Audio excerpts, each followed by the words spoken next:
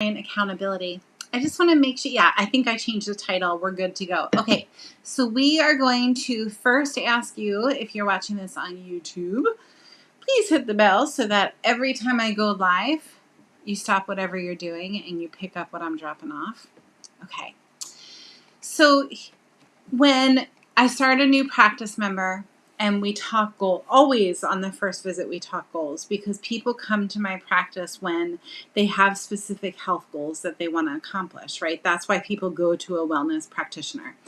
And they're saying, Jody, I want this, I want this, I want this. And then what happens? Do we stay connected to what they're telling us that they want? Does life take over and we get caught in the whirlwind and we forget to check in with them to see how it's going? So usually in my office, what it sounds like is, I really want to live with less pain in my spine. I want to have more energy, and I want to let go of 20 pounds, right? Those are very common things that new moms or athletes that come to see me will say that they want, and that's why they're in my office. So of course I'm going to give them great chiropractic care. It's part of what I do for my practice members who are looking to be healthy and stay healthy for a lifetime. But they also need, like, when they go home, if they leave my office and they smoke a pack of cigarettes and go to Burger King 3 times a day, and they sit on the couch for 5 hours a day after they've been in front of a computer for 12 hours, their spine isn't going to get healthier, their health isn't going to improve, and we're just going to end up going in circles, and that's truly not what I want. So I want them to have action steps. I want them to have goals, and those goals are only as good as them being fulfilled, right? And all goals need fulfillment. All goals need an action. So the first part is that we're in agreement.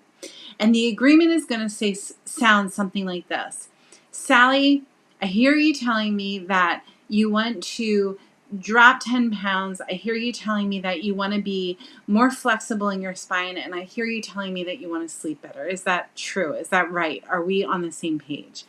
And Sally says, yep, I got it. That's exactly what I'm looking for. And then I say, okay, cool.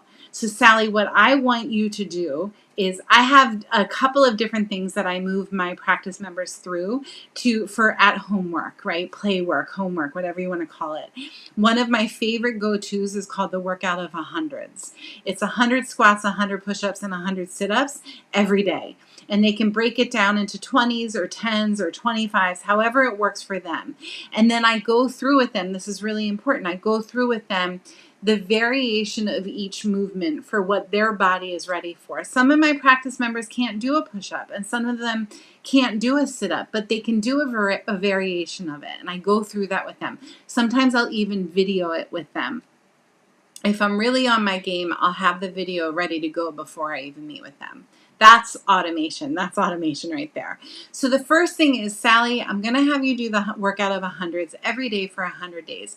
Are we in agreement that that's going to happen? And Sally says, yes, Jody, I get that that's going to get me to where I want to be, and this is why that's so important to me. I am in agreement that that's going to happen. Part two. Part two is the action steps. So Sally, we're going to do the workout of 100s for 100 days. And the action step is that you're going to go home, you're going to create a space to do the workout of 100s, and you're going to set a reminder on your phone. Are we in agreement that that's what you're willing to do? And Sally says, yes, Jody, the action steps sound good. I'm in agreement. And then the third part, you guys, this is where we fall off the beam all the time. The third part is we have to follow up and make sure that Sally's doing the work, right?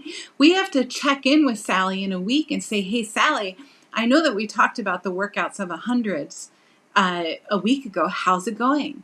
If we don't check in with them, if we don't follow up with them, life takes over. I don't care how important it is to Sally to have a stronger core and to have more spine flexibility. Her life is going to take over. And you have to check in with her and say, Sally, how is it going?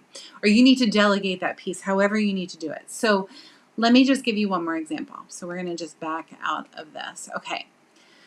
Let's say, and I'm kind of pulling this out of left field, right? Let's say that I take on a new strategy client, someone that I work one-on-one with. And my strategy client says to me, Jody, I want to double my practice in the next 90 days. And The first thing that I'm going to do with them, and I missed this when I talked about Sally, this is really important, is I'm going to say to them, what does it look like for you to double your practice? How does that play out? How does it serve your values? What time, energy, and financial exchanges are going to need to be implemented? How does it look to you? How does it look to you for your family schedule? Let's talk through that to first get on the same page and make sure that doubling their practice is truly what they want, okay? Then we come up with an agreement. Okay, we're in agreement that we don't necessarily want to double your practice. We want to increase it by maybe 30 visits a week. Are we in agreement? Yes, we're in agreement with that. Part 2, here are the action steps that need to be taken, okay, in order to get from where we're at now, 100 visits a week, to 130 visits a week. Are we in agreement on those action steps? Yes, we're in agreement on the action steps. Next part is, here are the things that you're going to have to do, and I'm going to follow up with you in a week. And then I'm going to follow up with you in 2 weeks. And then I'm going to follow up with you. And you guys, it's my job to take my book or my reminder on my phone, right? It's going to sound something like, hey, SIRI, remind me in 30 days to check in with Jane Doe and make sure that she's still doing her workout of 100s. Or remind me in a week from right now to check in with Sally Brown to make sure that she's implementing the marketing steps that we talked about for her practice growth, okay? The follow-up, I'm telling you right now, is the most important part.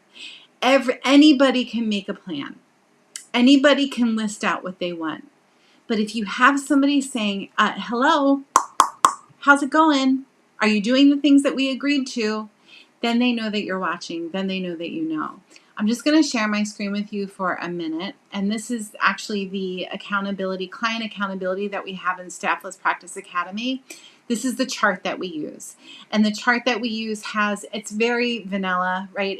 It's got item, action, notes and comments, and then a part 2, a part 3, a part 4, and then it's got part 1, part 2, part 3. However you want to personalize this. And of course, we give our students all of the tools that they need to know how to personalize this. So this is the kind of thing that you want to work with when you're creating accountability for your practice members.